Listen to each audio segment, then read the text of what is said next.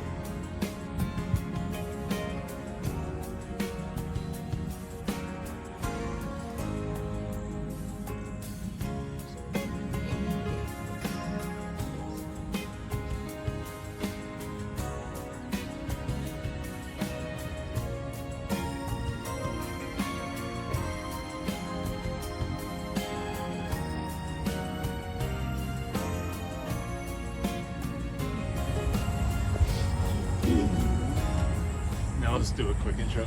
It's just so good to see everybody out here. Thank you for making the trip from the very far away. I think I saw Paul Scruggs here, all the way from North Carolina. Good to see you. When I was speaking with my mom before she passed, she has mentioned that she didn't want anything too evil elaborate, so we're going to let both me and Nick are going to say a few words. We are going to have an activity that I have planned for you all. It's a thing that she definitely would not approve of, but she's not here right now, so we're going to do it. This will give you the opportunity to also say goodbye to her.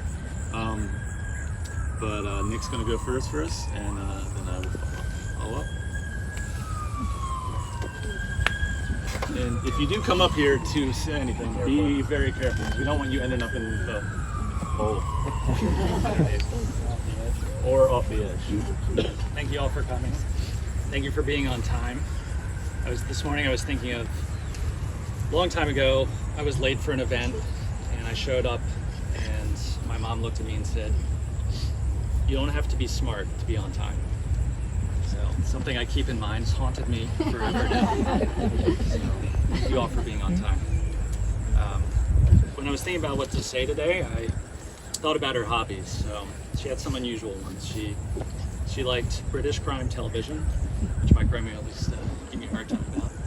Which I thought everyone in our neighborhoods, all their parents watched it. She was the lone expert in that. She loved antique shopping. She had a great collection of vases and plates and chairs. In fact, one of the chairs she had is now in the B&O Railroad Museum downtown, so if you have time, you should go check that out. And finally, she's really into gardening. She loved gardening around the yard. In particular, she loved picking weeds. So she loved telling people that she liked picking weeds. We even took a trip to a vacation to Denver, North Carolina to pick weeds, to garden weeds. So we thought it was funny. We gave her a hard time, but I thought there was perhaps some deeper meaning to it. She liked picking weeds to clear the way for the plants, to watch them grow. She got a lot of enjoyment from that. So I thought this was a pretty good analogy to how she lived her life. And I'll give you a few examples. So, as you saw, she was a nurse in the Navy for 2 years. So she served the country.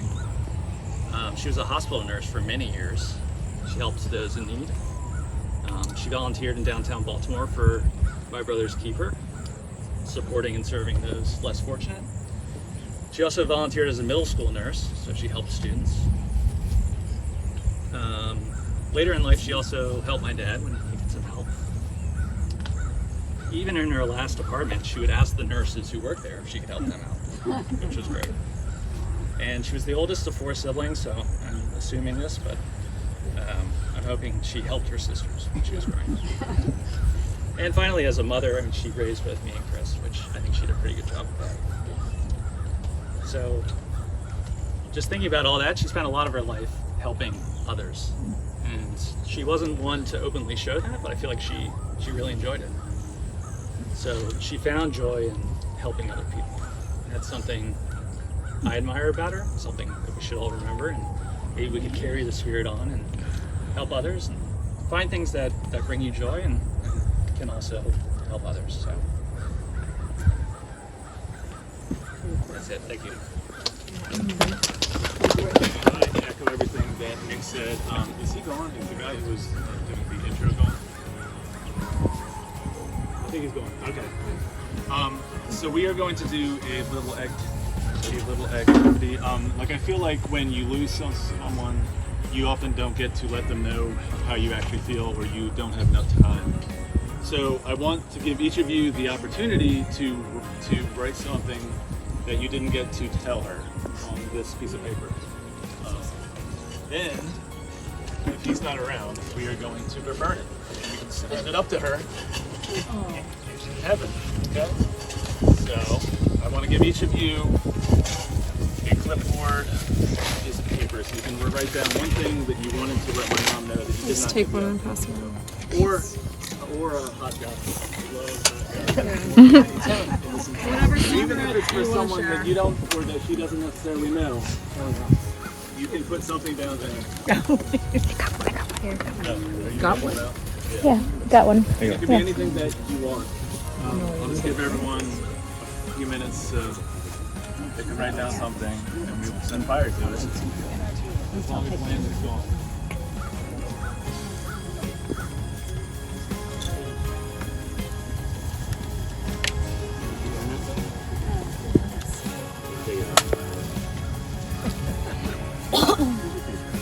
Like we didn't test this out at all, so we're just going to go for it, and then she's going to be able to see all of these things as they. All right, let's see how it goes. We're just going to say you did it, Chris. It was me. All right, you're good, Chris.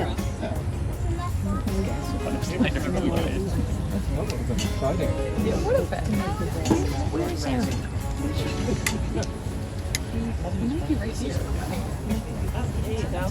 I could put a stone already. She's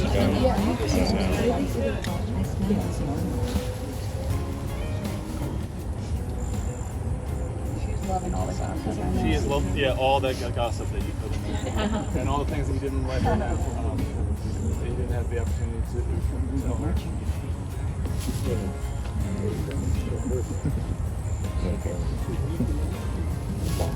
And it's not going to catch on fire.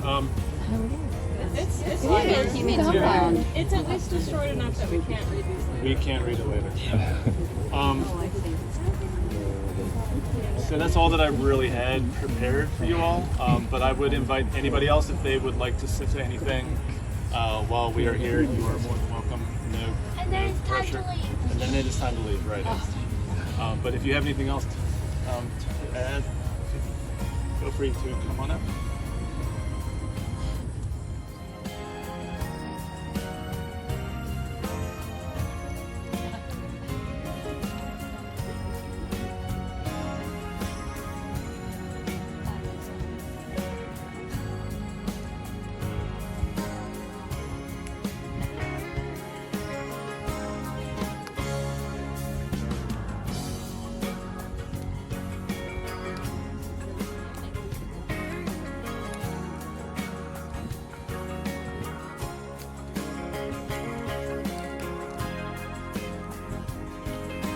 Yeah, I mean, countless memories. Countless memories. I joked with you, Chris, as I handed you the card, it's burning now. I'll go out and say, that was a lot of you guys, this might be older generations, when the lights came on, that's when it was dinner time. But when Nick and Chris heard, that was dinner time. So, I'm not going to say too much. I'll just leave it at that because, I mean, that's the most unique thing and it's a sound that I'll never get out of my head. But I know if I was ever hungry, I'd go up the street and I'd get fed. So I found it the other day. We were at Record and Tape Traders years ago. And, I don't know, Mom, you remember sometimes when I was a kid, I didn't eat enough. Yeah, it's like falling unconscious. The nurse, right? Get this kid some OJ and sitting like on the steps outside a Record and Tape Traders with your mother, our mother, right? Taking care of me. Yeah, she was my second mom. We all had second parents in the neighborhood growing up, so I'll never forget her. And you know, I'm a dad now. Like we talked about this a couple years ago. Yeah. Being a parent's awesome. We were lucky we had great parents, and I was lucky to have another set of them. So thanks for sharing her with me. So that's all. Love you. Yeah. So yeah. And I guess what, Nick? I hear you're picking up the tab today. You owe me about $5,000. That's not a lot.